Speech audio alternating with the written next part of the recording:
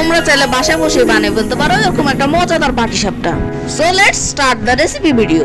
আর তোমরা যারা আমার পেজে নিও তারা আমার পেজটিকে ফলো এবং লাইক দিয়ে আমার পাশে থাকবে, তাহলে আমি উৎসাহিত হয়ে তোমাদের জন্য এরকম সুন্দর সুন্দর ভিডিও নিয়ে আসবো। সো এখানে আমি এখন পাটিসাপটার কাই এবং পাটিসাপটার পুর বানিয়ে নিব। এখানে পাটিসাপটার পুরটি হবে দুধ এবং সুজির পুর।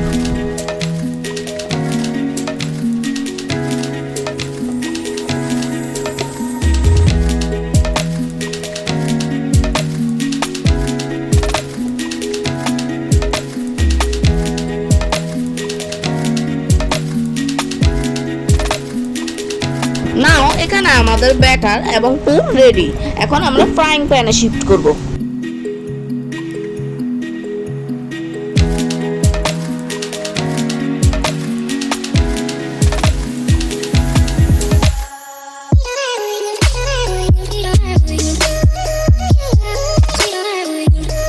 আমরা এখানে সেম প্রসেসে বাকি পাটিসাপটা পিঠাগুলো বানিয়ে নিব। আমার পাটিসাপটা পিঠাগুলো রেডি গাইস। দেখো গাইস পিঠাগুলো কেমন টেন্ডার এবং জুসি হয়েছে। সো দেরি কেন, তোমরাও চাইলে বাসায় বসে বানিয়ে ফেলতে পারো।